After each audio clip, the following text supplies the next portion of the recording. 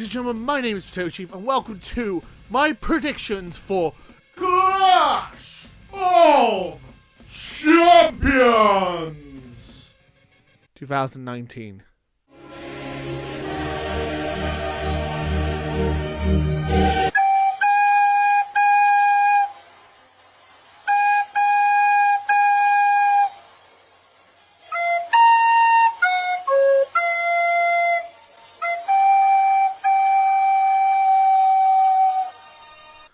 We have 11 matches to get through, so let's just jump into it. I'm super excited for the show. Seems like a really good show on paper. Don't really know who's going to come out on top. I'm not very confident in any of these predictions, but this should, which makes it more of a fun match. If it was a predictable show, it'd be less entertaining. This does not seem predictable in the slightest, so let's just get on with it. Let's go. Up first is the Cruiserweight Championship match. It is Drew Gulak versus Humberto Carrillo versus Lince Dorado. Sorry if I pronounced your name incorrectly. I do apologize. Don't really watch 205 Live, can't admit.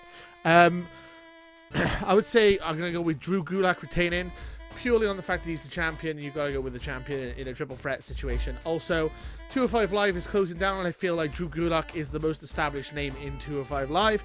So bringing him through when they move over 205 Live to NXT makes sense to me.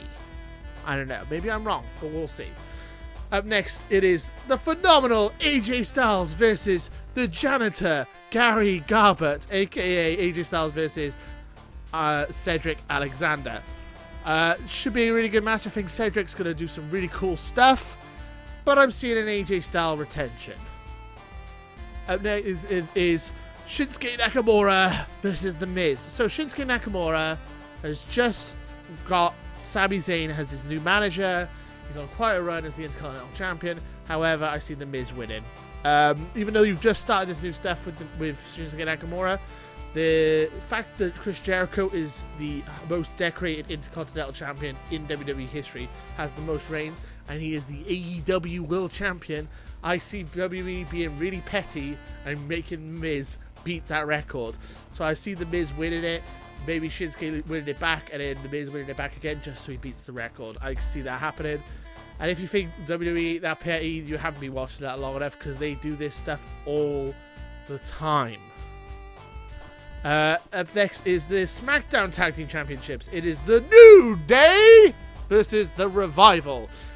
Not really sure which way this is going. It could be a flip of a coin, but I'm going to say the Revival win. I think they're going to put doubt in your mind, try and make you think that Kofi Kingston's going to lose against Randy Orton, so I feel like they're going to have the Revival win the tag titles going into the WWE Championship match and make you have some doubt. That's my opinion. That's what I think is going to happen. Could be wrong. Then we have the Women's Tag Team Championship match.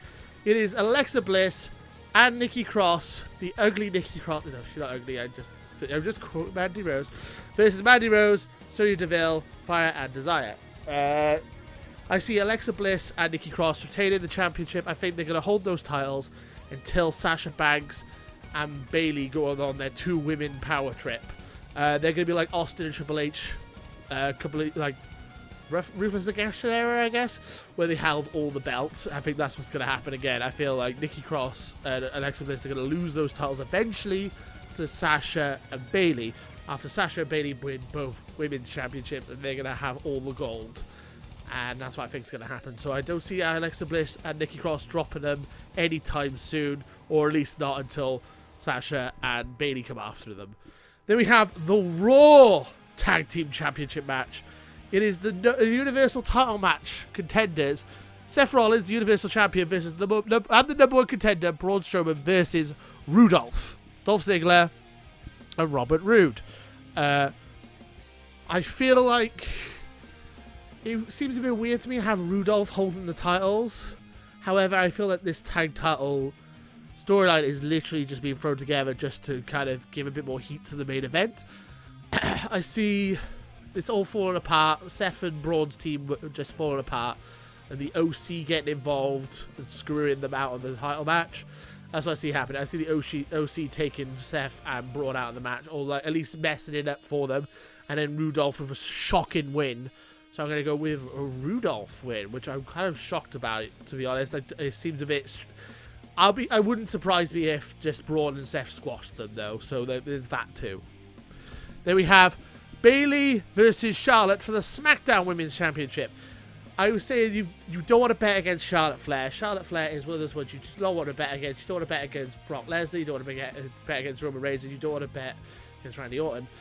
But saying that, I am going to bet against Charlotte. I'm going to say Bayley retains because, as I said, I'm picturing the two-woman power trip. I'm picturing Sasha and Bayley all holding all the women's gold, going into Survivor Series, and maybe even to WrestleMania when we have a women's fatal four-way match between the four horsewomen. So I can see them holding all the belts. So I'm going to go with a Bayley retention. Then we have the only non-title match of the night, unless you see it, unless trying to figure out who is the evil Roman Reigns or the good Rowan. If you just swap who's got the right, who has the rights to any name that begins with RO and ends with AN. Who has that? That's the championship they're fighting for. This is a no disqualification match. I could see Daniel Bryan getting involved and helping Rowan win, so I could actually see Eric Rowan winning this one.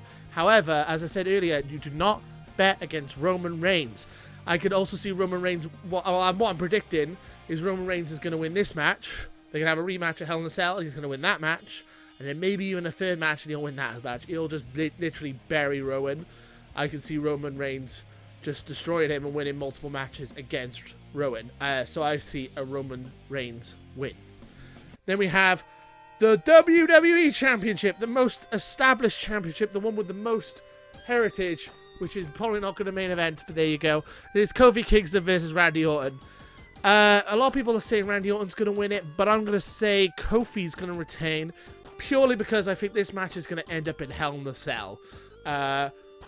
I feel like this is going to be a Hell in a Cell match. The Hell in a Cell's the next pay-per-view. They only do 2 Hell in a Cell matches usually a year, and this one seems prime for the Hell in a Cell. So I feel like they're not going to hot potato have the title go to Randy Orton and then have Kofi win it back or try and get it back. I feel like this is going to end at Hell in a Cell. Randy Orton might win it at Hell in a Cell, but I feel like Kofi's going to retain it just to make this feud go a little longer to Hell in a Cell, essentially. I can also see this having a no finish again, like SummerSlam, annoying everyone. But I see Kofi retaining the title. He might even get himself DQ'd or something, like SummerSlam. So I'm saying Kofi retains and wins. Then we have the Women's Championship match, which is probably the biggest, most hyped match of the show, to be honest. The Men's Universal Title match may be the main event on paper, but I feel like this is the one that most people care about. It is Sasha versus Becky. Right, well, Becky is the man. Becky is such a big deal, and she's just become the cover star of WWE 2K20, and she is super over. However, I think this might be the time. This might be the end of her run. As I've said in previous predictions, the 2-woman power trip I see happening here. Sasha and Bayley kind of taking over the women's division for a little while. Sasha's just come back. She's been on the shelf. She's been away holding out for a contract because she's not happy with her position in the company. So maybe getting her out to fight, saying we're going to give you the championship and then we're going to have you and Bayley have all the gold.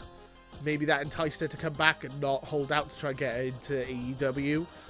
That was the rumor anyway. I still don't know if that was really true, but that's the rumor that was going around, is that Sasha was holding out for a contract to expire so she could go to AEW. So I feel like this is what's pushed her to come back. So I feel like they're going to put the title on Sasha. Plus, Sasha is red hot at the moment after coming back. After her return, everyone has been super behind her. Or she's been over. Maybe as a heel she's been over, but I feel like, as much as I want Becky to retain, I feel like her run's coming to an end, and then probably going to win it back, maybe at WrestleMania. I feel like this isn't going to be the end of the storyline by any means, but I see Sasha hold that title for a little bit. Maybe even dropping it on Raw, because she doesn't seem to be able to retain titles. But anyway, yeah, I'm going to go with a Sasha win. And there is my look of the night!